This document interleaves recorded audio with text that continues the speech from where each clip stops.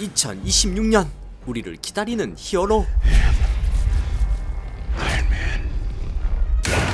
다시 만나고 싶었던 장난감들, To infinity and beyond.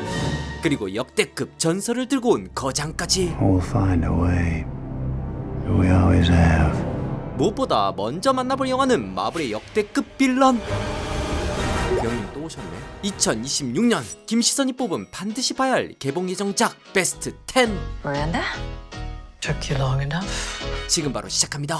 첫 번째 영화는 압도적 기대작.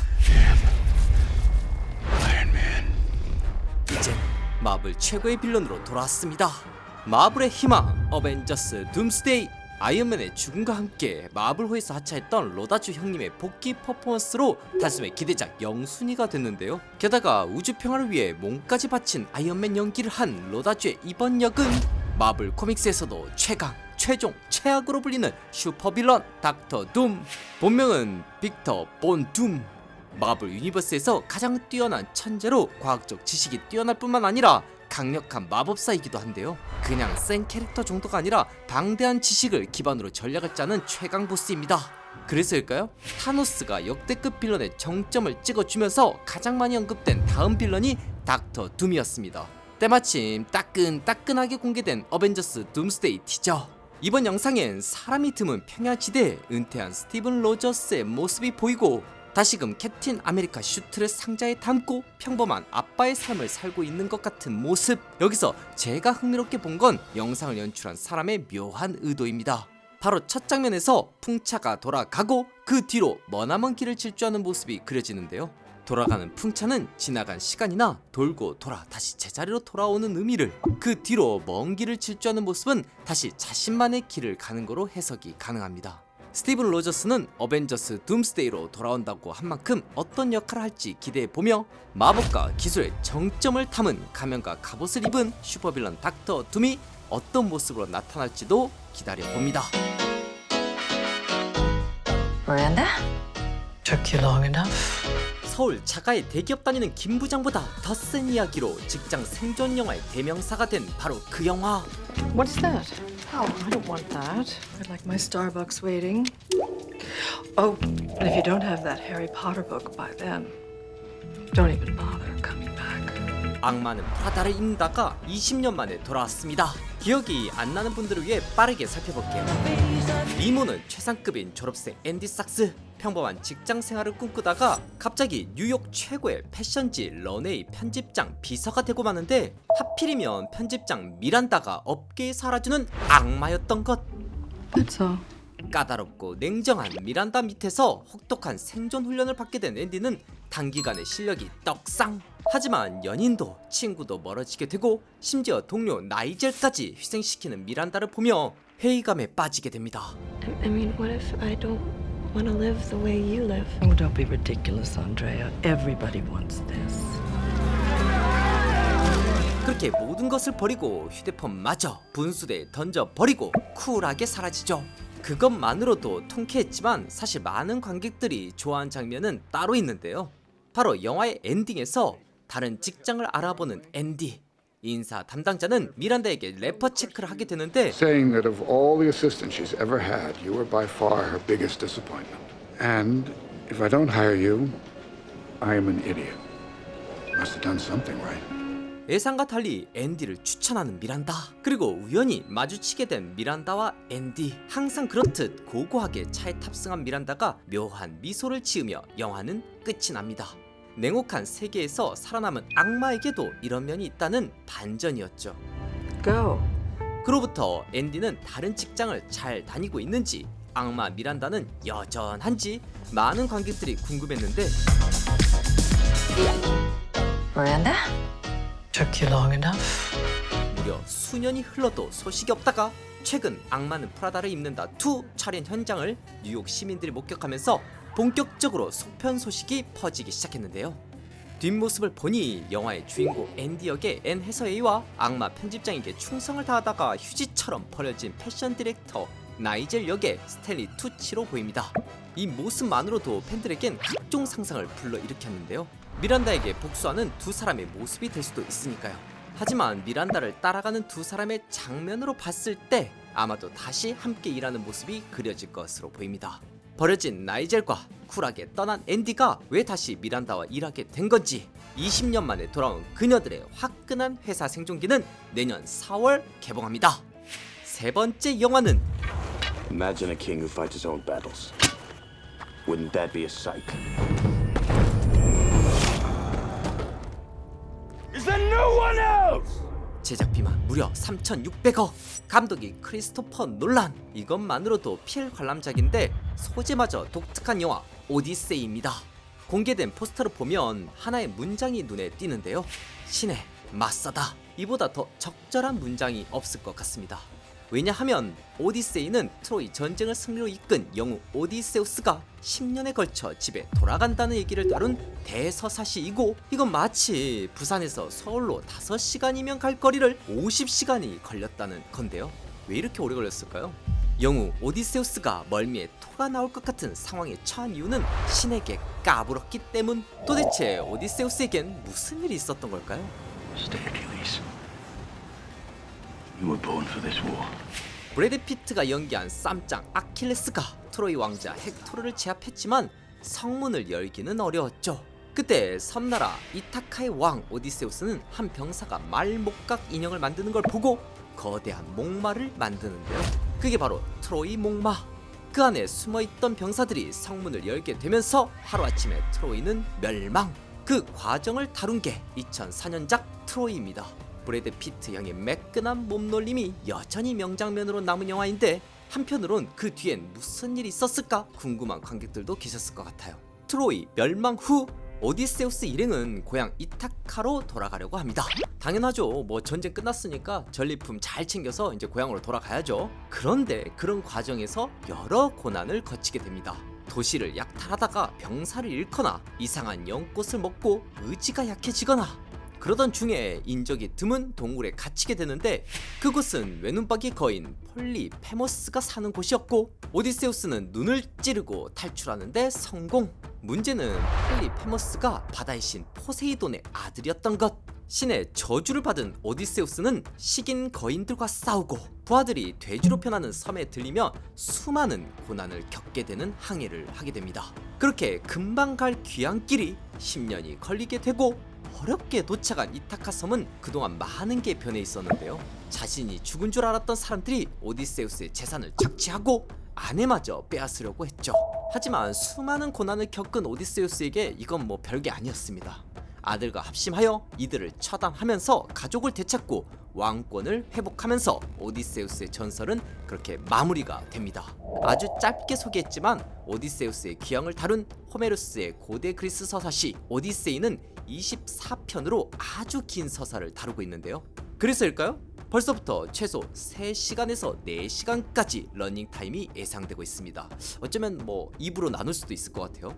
길이뿐만 아니라 내용만 봐도 제작비 3,600억이 이해되는 작품인데요.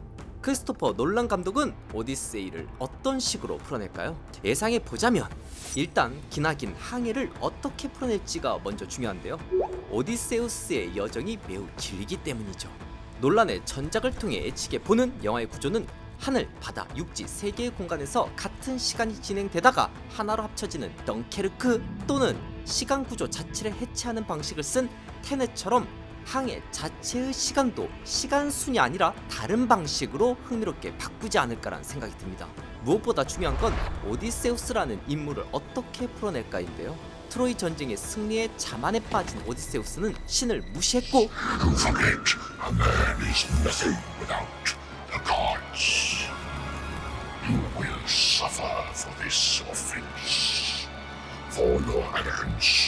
기나긴 시험을 지나 성찰을 하게 되는 영웅적 서사의 전형적인 주인공인데요. 그래서 앞서 포스터에 적힌 카피 신에 맞서다가 오디세우스를 표현하는 가장 좋은 문구인 거죠. 다만 놀란 감독은 인물을 이렇게 1차원적으로 표현하지 않습니다. 다크나이트에서 DC 코믹스의 배트맨을 영웅으로 사는 인간의 고독에 중점을 두고 표현하듯 오디세우스의 숨겨진 어둠을 끌어낼 수도 있고, 오펜하이머에서처럼 신과 악 사이에 존재해버린 비극적인 인물로 그려낼 수도 있습니다. 과연 놀란 감독이 바라보는 오디세이의 오디세우스는 어떤 사람으로 표현될까요? 벌써부터 궁금해지는데요. 정말 영화로 풀기 어려운 이야기지만 믿어 의심치 않습니다. 크리스토퍼 놀란은 항상 답을 찾았으니까요. We'll find a way. We always have. 신들과 맞선 영웅의 이야기 놀란의 오디세이는 7월에 개봉합니다. 다음은 영원한 우리의 친구들 To infinity and beyond. 토이스토리 5가 새로운 캐릭터와 이야기로 돌아왔습니다. 질리지 않는 귀여운 캐릭터, 인간 군상을 농축해 보여주는 세계관, 그러면서도 꿈과 희망을 갖고 다시 도전하게 만드는 메시지까지. 장난감이 살아있다는 동화 같은 이야기는 1995년작 토이스토리 1편을 시작으로 수년이 흐른 지금까지도 사랑받고 있는데요. No time to explain.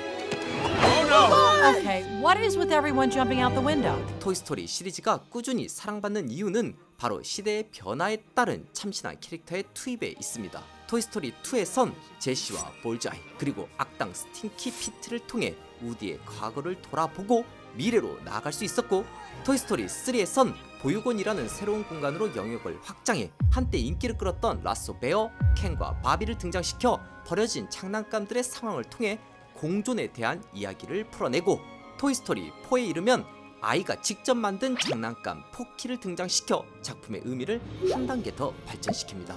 Come on, there you go. Everyone, I want you to meet Forky. 이전까진 아이의 사랑을 받아야 하는 장난감들이 겪게 되는 버려짐의 고통을 주로 다뤘지만, 4탄에선 그런 종속관계에서 벗어나 주체적으로 살아가는 장난감으로 탈바꿈시키는 획기적인 이야기를 보여주면서 토이스토리 시리즈를 한 단계 더 깊게 격상시켰죠. 이처럼 우디, 버즈 두 중심축을 두고 새로운 캐릭터가 더해지면서 속편이 나올 때마다 더 기대하게 만드는 게 토이스토리 시리즈의 구조인데요. 그래서일까요? 이번 토이스토리 5 첫 티저 영상은 정체를 알 수 없는 택배 상자의 등장에서부터 시작합니다. 그리고 이어지는 겁에 질린 렉스와 슬링키, 포키와 여친의 모습까지 연이어 등장하는 토이스토리 주요 캐릭터들은 모두 벌벌 떨고 있는데요. 이번엔 더 무서운 것이 등장합니다. Hi there, I'm Lilypad. Let's play. 새로운 장난감은 특이하게도 스마트 태블릿 기반의 전자기기인데요. 앞선 시리즈를 참고해보면 토이스토리 5에서 릴리패드는 디지털이라는 강점을 통해 아이의 사랑을 독점하고 기존 캐릭터들과 싸울 것으로 예상되는데요. 만약 여기에 AI가 탑재된 장난감이라면 압도적인 사고 능력으로 우디와 버즈를 괴롭힐지도 모르겠네요. 동시에 등장하는 문장, 장난감의 시대는 끝났다. 뒤늦게 나오는 물음표까지. 과연 토이스토리 5에선 어떤 메시지로 재미와 감동 두 마리 토끼를 다 잡아낼까요? 예상해보자면 시대가 바뀌어도 장난감이 주는 꿈과 희망의 시대는 끝나지 않았다는 걸 우리 친구들이 입증하지 않을까요? 마지막 물음표처럼요.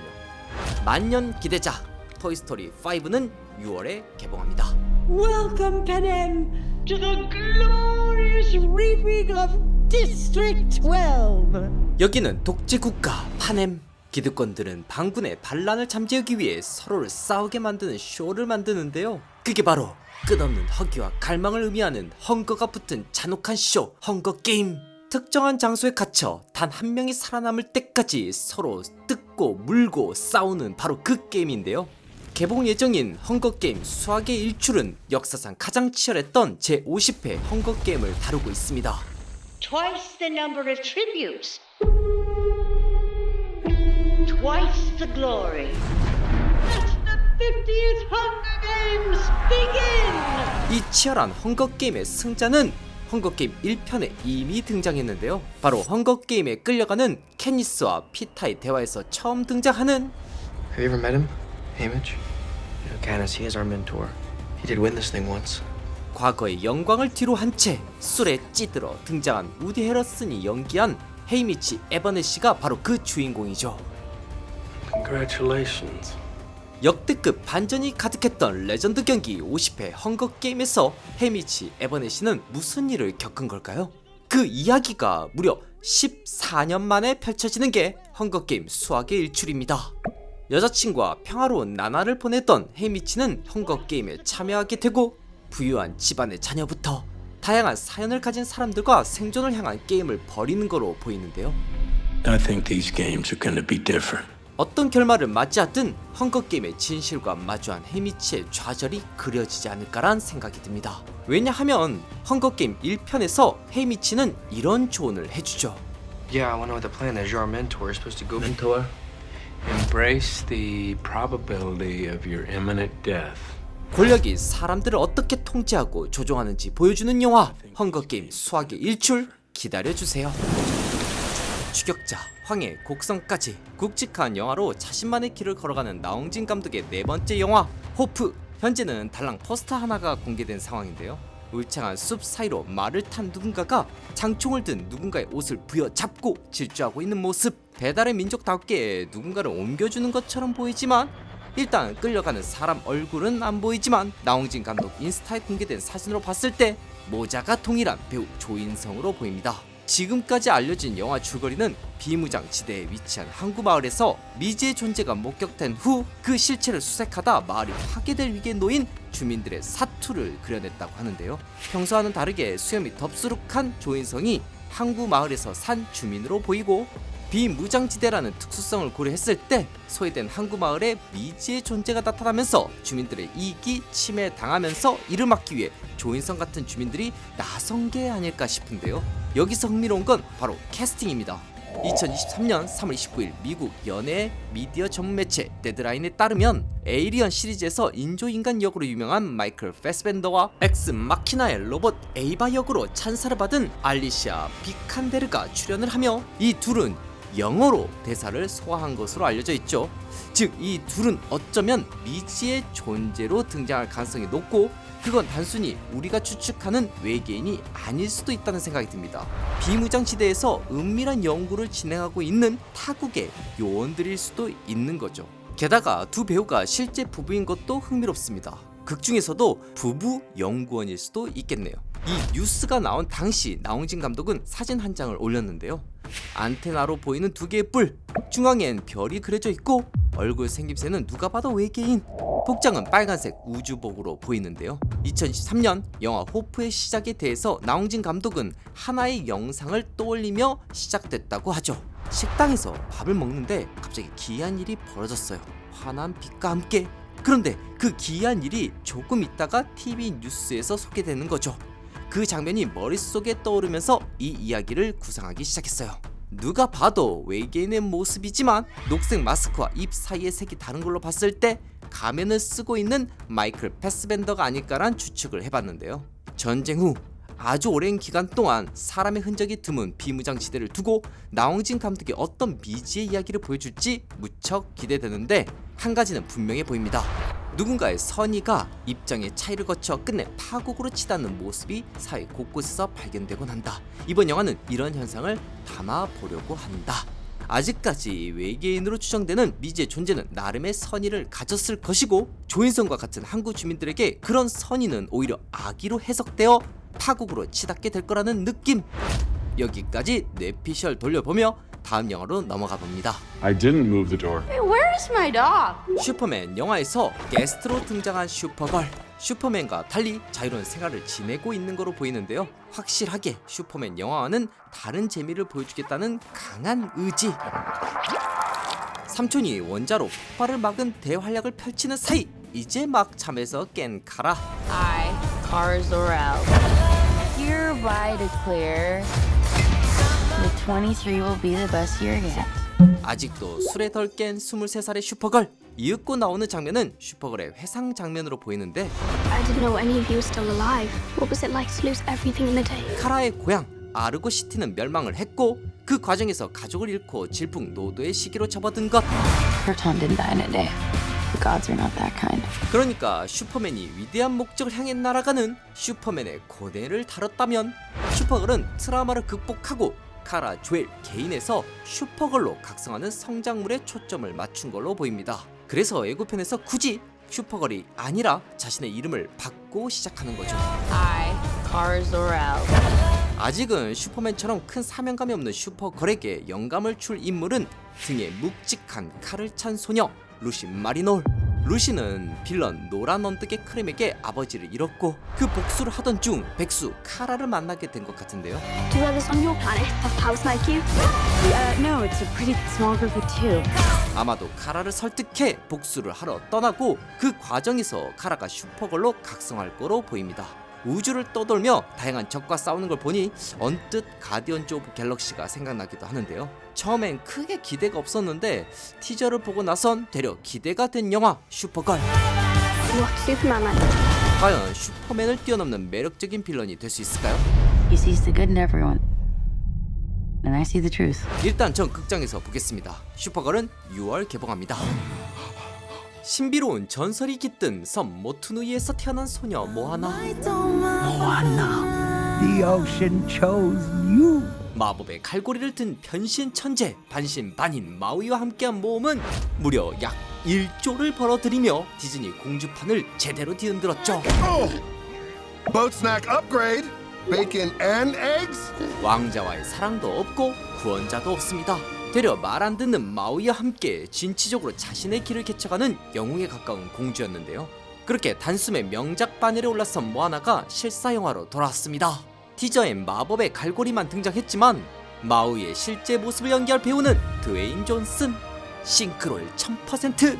흥미로운 건 디즈니 역사상 원작에서도 더빙을 했고 실사화에서도 연기를 하는 최초의 배우라는 것. 육중한 몸으로 마법의 갈고리를 흔들 걸 생각하니 벌써부터 기대가 되는데요. 원작의 핵심 요소인 바다를 어떻게 생생하게 구현해낼지, 모아나 역에 캐스팅된 호주인 배우 캐서린 라가야가 공주와 영웅 사이에 있는 모아나를 어떻게 표현해낼지.